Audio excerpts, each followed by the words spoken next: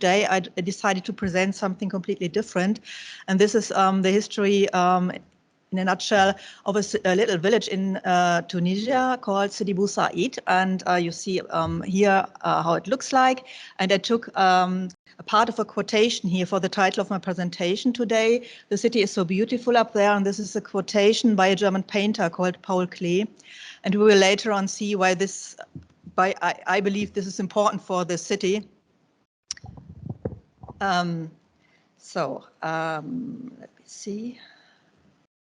So where are we? On the left side, you see on a smaller scale, Sidi Bou Said on the northeast of this map, and to the south you see Carthage or Carthago or Carthage, as you may call it. And I mention this because it's an administrative unit. It's an administrative unit, and legislation concerning Carthage also concerns Sidi Bou Said, and this is why I show it here on the map. It's very close, and in between Sidi Bou Said and Carthage is actually the presidential palace since the 1960s. So, and on the right side you have the proper village of Sidi Bou Said, which is quite small. It's quite a small village. It's very easy to visit it. I tried to show you. The main road is this one here, if you can follow the cursor. So this is where tourists usually will go, and they end up here, and here they take a selfie, and then they return and go down. This is a more modern part of Sidi Bou Said, and this is basically the historical part.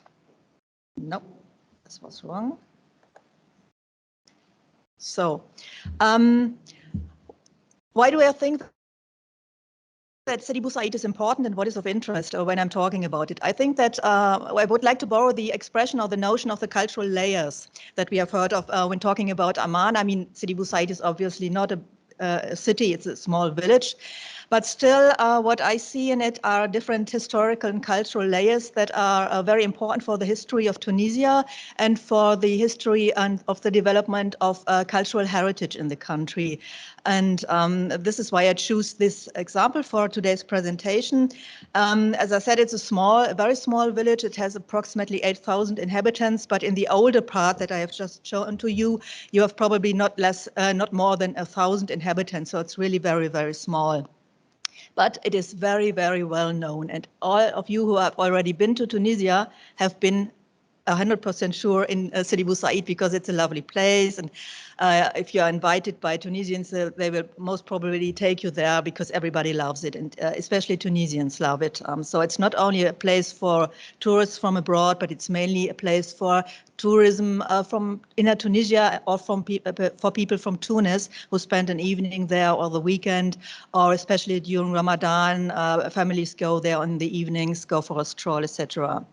And even for the tourism, for the promotion of tourism, Sidi Bou Said plays an important role. So I've taken this two pictures from the website of the Tunisian tourism office, and you can see they depict this little village here, and what you also see here that will become important later on in my presentation are the colors blue and white.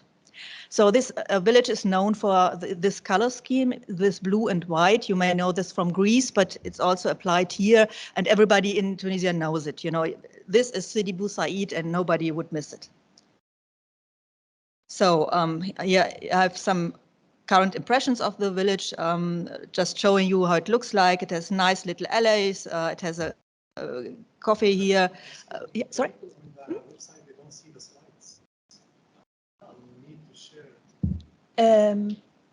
Yeah? Sorry. I have to share it. How do I do that? I have to close that before, and then go to Teams. Okay, good. So sorry that I wasn't. And then, but which one? This one. Really? Sure. This is Cologne. Your presentation. Okay. Okay, thank you. So I'm sorry for that. I didn't know. So, but I will not start again. I make it a bit faster. So, some impressions from the village, just to show you how it looks like. And what you see is, again, what you see here is again is blue and white. So I cannot spare you some historical dates, I have to say. I have to refer to legislation. Sorry, I mean, it was good that we heard from Irene about legislation and the importance of legislation. So I try to be short. In fact, in written, this part is really very long because it's quite complicated and it's somewhat contradictory, but I do not want to go too much in the details, just give you some important dates or dates why I believe that I believe are important for the history of this village. So I start here in 1830 with the French property rights in Carthage. So the French king bought some property in Carthage. It was on a hill, and later on the French built a cathedral on this hill. So I mean, this was quite symbolic. It's a hill overlooking the whole archaeological site of Carthage and going out to the Mediterranean. And then we have the beginning of the French protectorate in 1881. And when it comes to Sidi Bou Said, the most important date is 1915. So why? Because in 1915, so we see it's already under the French protectorate, a decree was issued concerning the preservation of Sidi Bou Said. And I will have to look actually for the details of that. Because, yeah, so this is the most important legal regulation concerning Sidi Bou Said, and it stipulated that the outer form of the buildings in Sidi Bou Said was not to be changed, and that new buildings had to follow the typical style of the locality. So in a way, the situation was frozen. Sidi Bou Said had to stay the way it was in 1915. That's what the decree says. In fact, I don't believe that this is completely true, because this color scheme that we have seen before, blue and white, was not laid down in the decree, and it was introduced much later. We don't really know when it was introduced. Sometimes it's attributed to this 1915 decree, but that's not true. It is probably sometime later. So that means we have the decree on the one side, and the inner part of the village is probably approximately like it was in 1915, but other things have been altered. Okay, then we have in 1920 a decree for a protective zone covering the archaeological part of Carthage. This is interesting because it's called protective zone. It's not a zone non edificandi, that a zone that, where you mustn't build. That was only introduced much later, but in fact, the regulation was quite similar. So any kind of building in the area would have needed the consent of the Department of Antiquities that had been established under the French protectorate, and they had a say in any kind of building activities in the region. But what we also see already during these years is that not all the inhabitants of the region were quite happy with the situation of living in a living museum or being or living on an archaeological site, and because of the topography of the two villages like Carthage and Sidi Bou Said, and there's another one next to it, Marsa, land became quite expensive. Wealthy families from Tunis like to settle there in Carthage, in Sidi Bou Said, and outside in La Marsa, because the climate is so nice there. It's very hot in summer, of course, and in the city, especially in the Medina, it's very hot. But if you come to these places, they're at the coast, at the Mediterranean, it's fresh, it's nice. So the richer ones used to or like to settle there. And already during these years, it becomes clear that space is really contested, and who has the last say? Is it the owner of a property? Is it the Department of Antiquities? So who will decide on the use of the land over there? So in 1956, we have the Tunisian independence and the reign of Bourguiba. You all know that, of course. And what can be stated for this phase is that the establishment of the so-called modern state under Bourguiba did not put much emphasis on questions of cultural heritage or antiquities. The the administration of the habus was abolished. But there was, of course, a department or a regulation for the preservation of antiquities, but this was not something that was really very much on his mind. And instead, he was more focusing on presenting a modern, a secular Tunisia, not inclined to religion, and that has also that had repercussions on the situation of the Sufi brotherhoods. And this is important because Sidi Bou Said is actually a place of many saints, and you may guess the city is named after a saint, Abu Said. Under Bourguiba, the brotherhoods were not they were not closed or oppressed, but their activities were refrained, and it became much more a folkloric activity than a religious practice that was before quite widespread.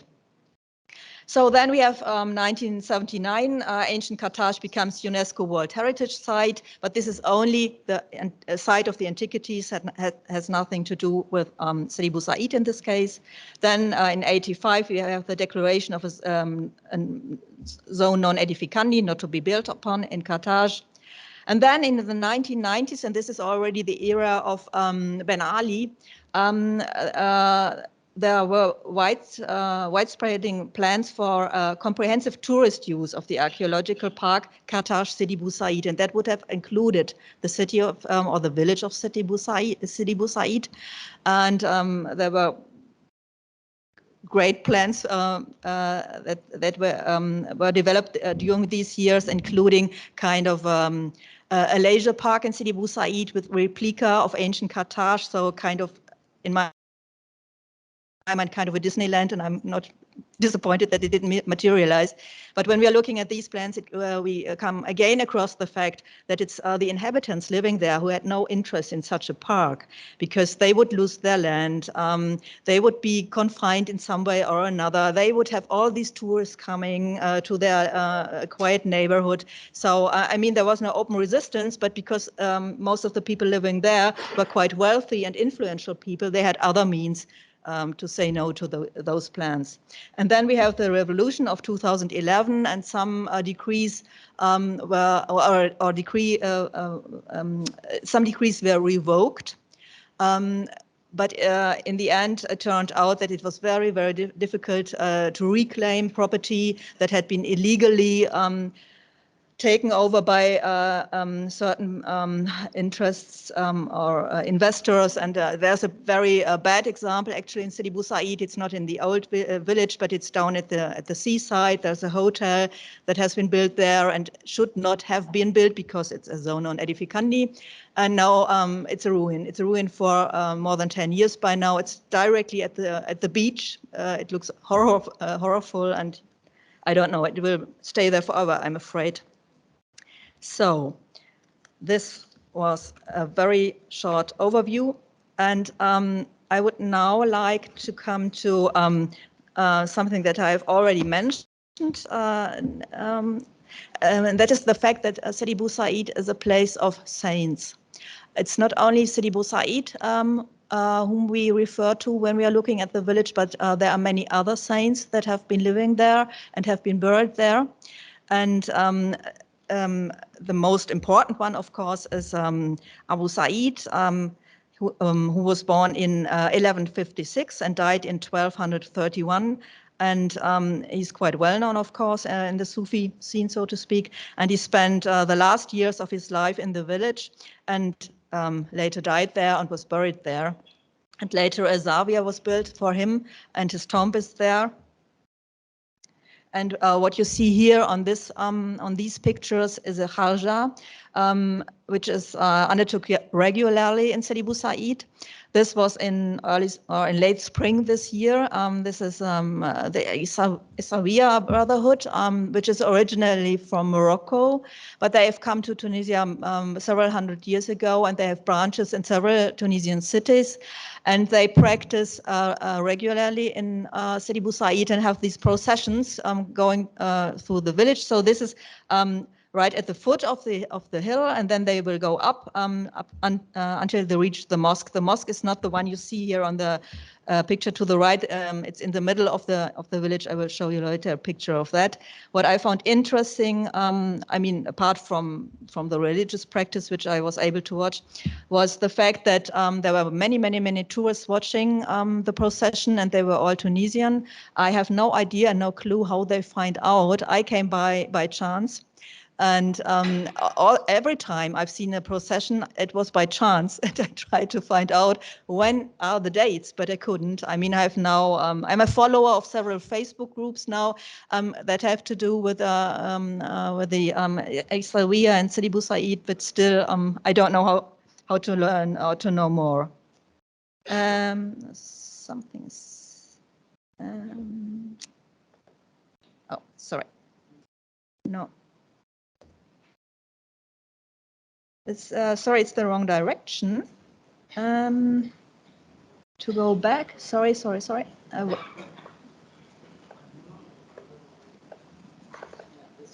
this one. Okay. So sorry, I don't know. So here we are. So this is inside the Zawiya of the saint, and here see it's another mosque. It's not the one we saw in the modern center of Sidi Bou Said. This is right in the middle of the old street or of the old village, and it is open to visitors. One can go inside and have a look at it. And here in the middle you see this picture with this red door, that's the tomb of the saint actually. And here on the left you have the tomb of the saint, and the lady to the right is the guardian of the tomb. Of course, I asked her before I took the photograph if I was allowed to, and I was, but I couldn't go inside because I'm a non-Muslim, so I wasn't allowed to go in, but I could take the photo, and at least, I mean, I could go around and have a look at the whole complex of this building. The next picture shows you the entrance of the Khalwa, of the place of contemplation of the saint. And what is interesting for me is that you have these huge staircases, but they are used by the souvenir shop that is next door. They display their paintings, etc. on it. And the right, can I? Okay, yeah, I can close that. I should close. I cannot.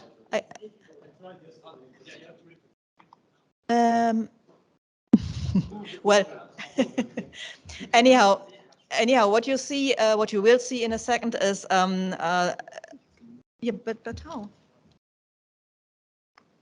Oh, sorry. Okay, thanks. Okay, what you see here is another staircase, and this staircase leads up to the complex, to the Zawiya, and you can go upstairs and have a look at, there's the mosque and, as I said, the tomb of the saint.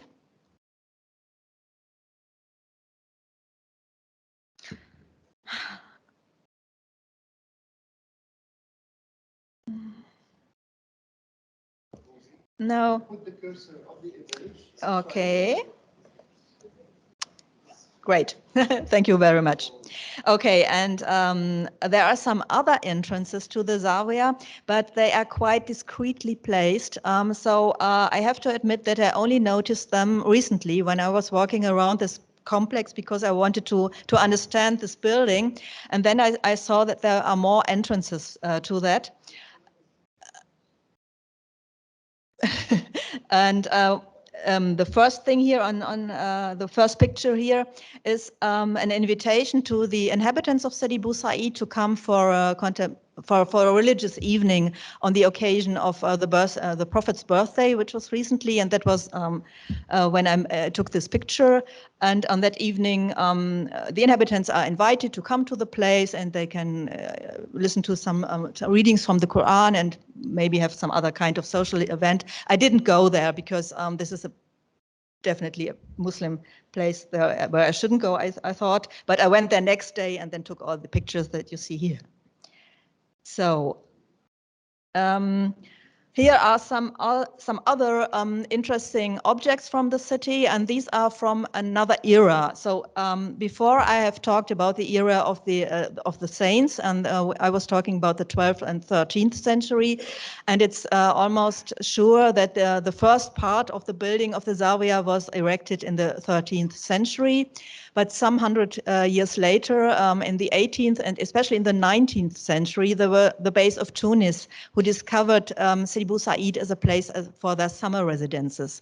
And they came to the village and built palaces, and later on wealthy Tunisian families came for the same reason. They wanted to be in this nice climate close to the sea, and they wanted to be close to the saint. I mean, the religious importance of this village or the religious meaning of this village was very important to both the Beys and the families, the notable families that then moved to moved their summer residences to the place. And what I have here on the picture are the wells that have been established and built during the time of the Beys. And the one I like the most is the one in the middle here on the two pictures in the middle, because this is a well that still functions today. The others do not function anymore, but this one functions, and it has quite good water, and people pass by and they fill the water bottles with this, and this is with the water, and this is what we see here on the pictures. So here I have got some historical photos from the 1930s that I would like to present, because they show Sidi Bou Said as it was during these days. And what we see is a lot of white and not much blue. I guess there is a little bit of blue. I guess on the first photograph, I have the impression that the door is blue, and in the back there might be some blue. Then on the upper right, we have a palace of a bey, Bey Nasser, as they say in Tunis. And we have a little bit of blue, and then we have a picture taken of the tradition or of the old village, and I can hardly detect any blue. So I'm not quite sure about this decree saying no alteration to the building. I mean, there must have been a lot of alteration since 1915, but yeah, well, I cannot really explain when the blue was actually introduced. I took this picture because it on the first hand, it's a part of the Zawiya that we see here. On the second, and my second argument here is it is a picture of a fellow of Paul Klee. I have just mentioned him in the beginning, the painter. And this painting here is by August Macke. And Klee and Macke and a colleague of them, Louis Moyer, they were on a trip to Tunisia in 1914, just a few weeks before the outbreak of the First World War. And August Macke just died in the first weeks of the First World War. So this is one of his last paintings, actually. And this is the entrance to the Zawiya as it was at that time. Nowadays, it's the so-called Café de Nat.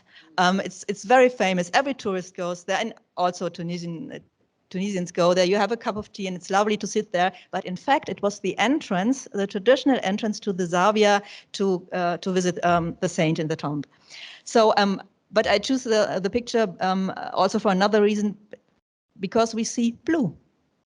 And this is 1914. So this question remains, how about this blue? But yeah. So I'm now turning to another building in Sidi Bou Said, which is also of interest, with a yellow door. And this is the palace of, yeah, it's the Baron Rodolphe d'Erlanger. He has different roots all in Europe. You may call him German or British or French or whatever, because he has roots in all these countries. And he built a huge palace in Sidi Bou Said in Moorish Andalusian style. And he settled in Sidi Bou Said about 1910. He had detected Tunisia as a pleasant place. Around the turn of the century, he had been to Egypt and then to Tunisia, and then he decided he would like to live in Tunisia. And he was from a very wealthy banking family, actually a banking family that benefited from the economic breakdown of the Tunisian state just before the French protectorate. And so he had a lot of money, and his father gave him a plot of land in Tunisia, and he bought more plots of land, and he bought buildings in Sidi Bou Said, and he built this palace. In fact, he's said to have owned about 1/3 of the whole village at a certain time, and he was very much interested in heritage. I have some pictures from the outside. It's a large plot, and you see here again the famous color scheme, but we have seen the door was yellow because he decided to have it in yellow. And you see the view that he had from his terrace to the Mediterranean. So it's really brilliantly situated, and he has gardens, different gardens and terraces, and we will now come to the inside of the palace, where you see that it is really richly decorated.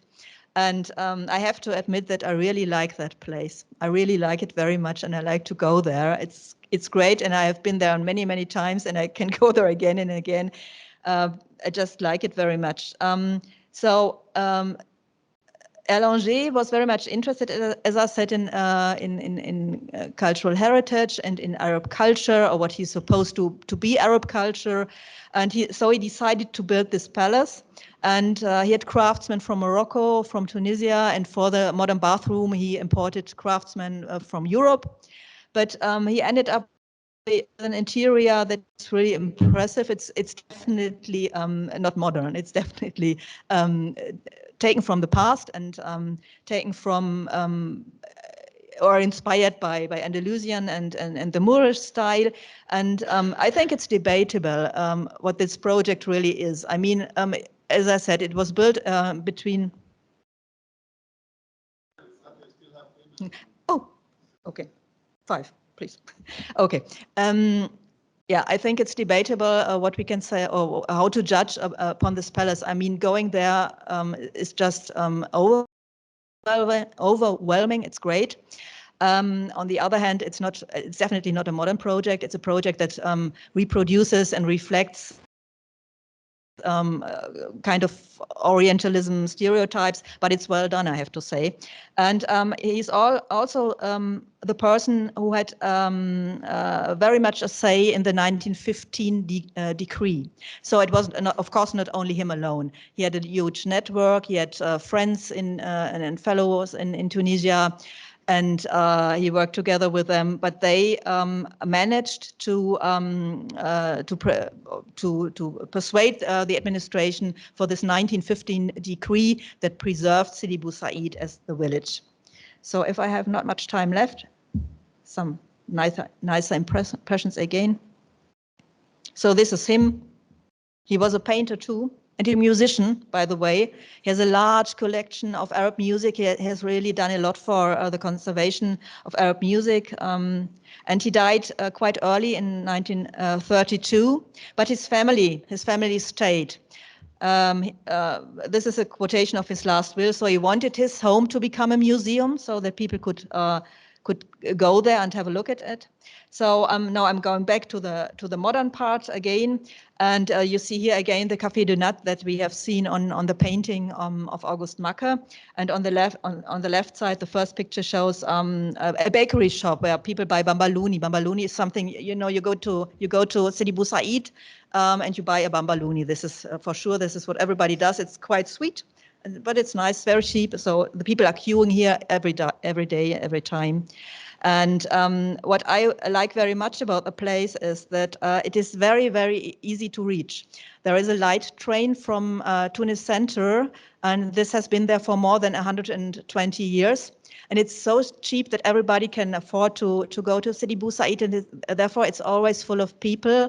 And it's a great mixture of people. I mean, there are very expensive restaurants, but there are also cheap fast food things, and you can buy a bambaluni, have this for less than half a Jordanian dinar, and spend a nice afternoon there. And what we see there is a mixture of different social classes. This is quite interesting, I think, and appealing to me.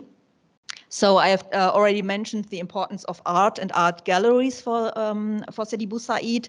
Oh, yeah, okay, I don't know why this is. this is doing things I don't want to, but at least I would like at least mention something in the end. I'm coming to the end.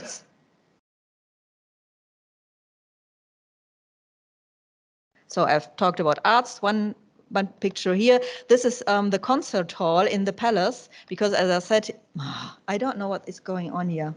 After you choose the slide, press on it. Double click on the slide. So I double clicked, and now? Okay, I leave it like that because then it will not change. Okay, you have the Center for Arab and Mediterranean Music that is hosted in the palace, and it has a concert hall, and it is used. So there are concerts. Here you see a picture that I have taken during Ramadan in 2019. And then there is a last thing that I would like to show you. And on this picture, we see that even though everything should be preserved as it was in 1915, not every building can be preserved. I mean, we have a lot of huge palaces in the historical city center or village center, and it's quite expensive to support them. This is obviously not possible for every family. We have neglect. Maybe there's a question of the ownership. That might be the case in some of these houses that we see here on the picture. And to sum up what I have try to depict here in the presentation, I would like to come again to the notion of the different layers. As I said, we have this religious layer with the saints. We have this a layer of the base of Tunis and the notable families who built their summer palaces here. Then we have the layer of the protectorate, the colonial era, with the Baron's palace. And then we have the layer of the popular culture, so to speak. What do people make out of Sidi Bou Said?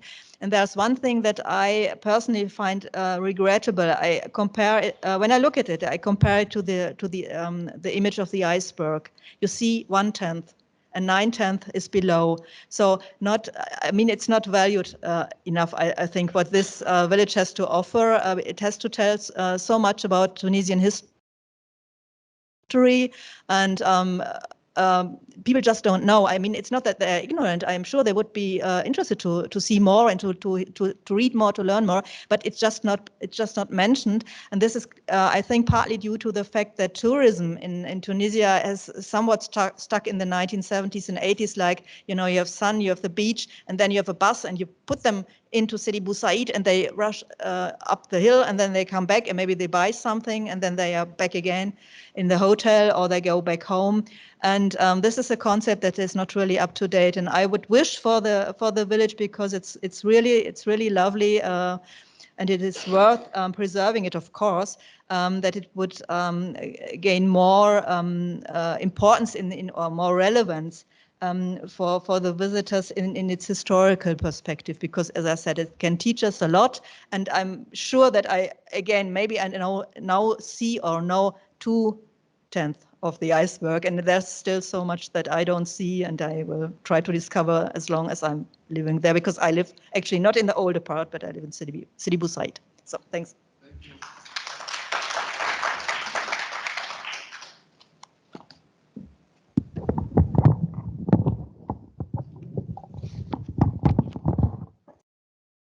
Thank you, Renate, for taking us in this magical journey in the dreamland.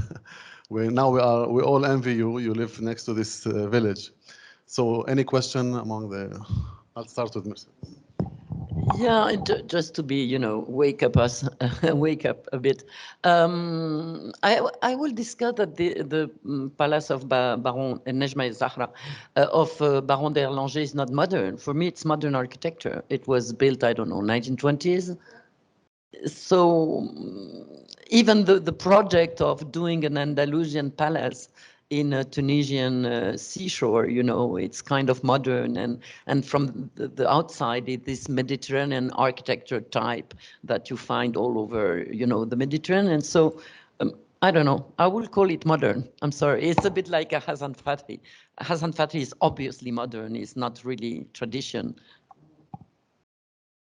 Thank you. Yes. Actually, I started only thinking about the question of modernity Mercedes, sorry, I just started thinking about this issue or question of modernity when being here. I hadn't questioned that before, but when I was listening to you, I thought, oh well, what is this palace? I mean, is it? Yeah, I say it's, for me, it's not like saying it is not or it is, but I think it's a question that can be debated, and I like very much your argument. Yeah, it isn't modern, but at least when it comes to the inside, I think it's more complicated because it's really such a, it's, yeah. I mean, it's a little bit of an Orientalist cliche. Yeah, but still, yeah. Okay. I started seeing red flags in the timeline when I realized that the French they decided to protect the village before they legislated to protect the archaeological site in 1920. And I found that bizarre. Usually you protect an archaeological site, then you have a heritage zone around it to protect the architecture and to prevent further development. And then, when you started talking about the saint, that kind of took me to a completely different place. Excuse me. I know in Lebanon and Syria, the French colonial power, and before them, the Ottomans, cultivated a lot the Malali.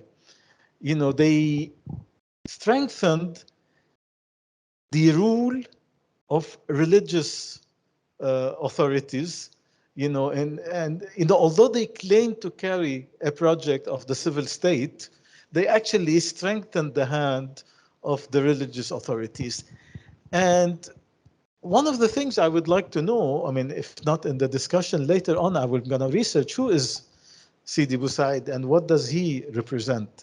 I mean, is it a mainstream figure or a minority figure? What's the political significance? How does it tie to the colonial project? It seems to me this is the colonial power saying, this is the kind of heritage we approve of. This is the kind, I mean, they could have protected the old Medina in Tunis. Huh? They did, but when? Same time? Okay, there goes my conspiracy theory then.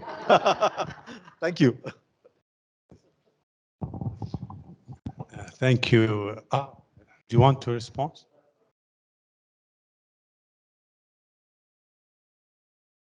Okay, so thanks for the question about the saint. In fact, I have a lot of material here, but I didn't want to read it out to you because you're all so tired. I thought if I start reading all this, so I stuck just to the pictures and told you what I thought or why I choose these pictures.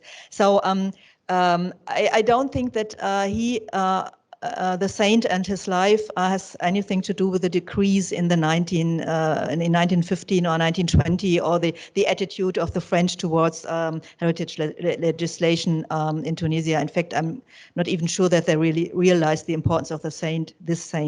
And what is more interesting for me in this case, and what I was presenting, was the fact that the Baron Erlanger, he was behind this 1915 decree. That was interesting. I mean, as I said, it wasn't him alone. It's not somebody coming from outside and then everything changes.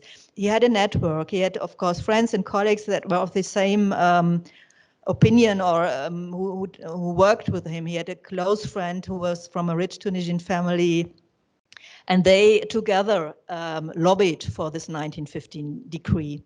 So that the protection for Carthage came later is independent from what has been, at least at my knowledge at the moment, is independent from what has been decided for Sidi Boussaid.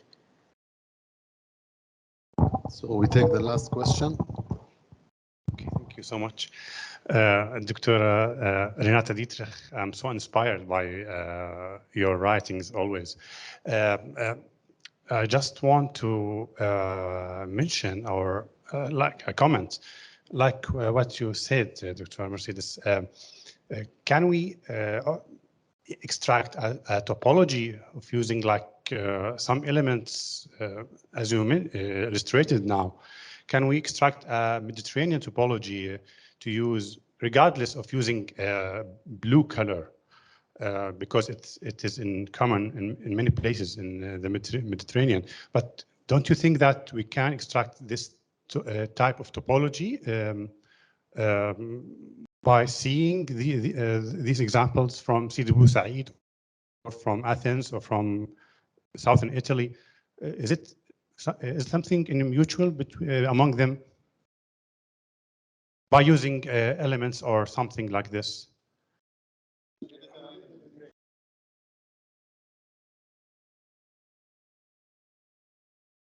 Yeah, this might be the case, and I mean, I don't want to. I really don't want to discuss this matter too much. It's only that when you come across Sidi Bou Said, you will almost certainly come across this blue and white. This is so typical, and then you will often read that this was introduced in 1915. But when you dig deeper in it, you find out it was different. But I don't know how exactly it was, and I'm actually not very much interesting to detect what was behind this or when was it really introduced and who was behind that, because it is as it is today, and people know it for that, and you could never change it, like saying this is not historical, let's abolish all the blue and white or something like that. And of course, there are other places around the Mediterranean where you have exactly the same kind of cubic buildings, and you have blue and white, and it corresponds perfectly with the blue of the Mediterranean, of course. I just wanted to mention it because it has, as I said, when you come across anything concerning Sidi Bou Said, you will always see read mentioning the color scheme, and this is so typical, and it's only here, and yeah, this is why I touched upon this point. But I don't think that it is very important to understand the village. It's one little piece in a big mosaic. Sure. I was very impressed by the fact that I had forgotten that the coffee shop is in place of the saint. So what happened? Do you have an idea when they moved the saint? And moving a saint is not a small issue. So what happened? So if it is really the saint in the tomb, is doubtable. But what seems to be for sure, because I have read about this in several sources, is that the main entrance to the Zawiya was through this huge staircase that leads to the cafe. And one explanation I saw was that the Sufi brothers, they went inside, and afterwards they sat down for some coffee. I don't know if this is a nice story or the truth. So somehow it developed into a coffee. And last time I was there, I went inside to see if it's really true. And yes, and you see a door. You could just go straight to the complex. The coffee is or the cafe is definitely part of this whole complex of the Zawiya. It's not easy to classify from outside. Firstly, because of all the souvenir and Bambaluni stuff and everything that is around. And secondly, because it's not a building standing on its own, but it has a neighboring building. So you cannot really decide, where it begins and where it ends. But this is the explanation that I have read, and I find it quite plausible that in the end somebody decided, okay, let's open a cafe for everybody. Maybe it was that way, yeah. Thank you. Any further questions? Make it short, please. Yeah, it's very short. I just want to mention. I remembered when you talk about Sidi Bou Said that our Prime Minister Abdurrauf Rawabdi, who was the mayor of Amman during the early 1980s, he went to Tunisia and I visited Sidi Bou Said, and then after he returned to Amman, he ordered all the buildings who are not stone to be painted white, and that's what happened with Amman, because Amman was colorful, full of all colors, and this is the connection between Sidi Bou Said and Amman. So it was contagious. So So I think that's it. Thank you, Dr. Renate, for this very informative and nice intervention. Thank you.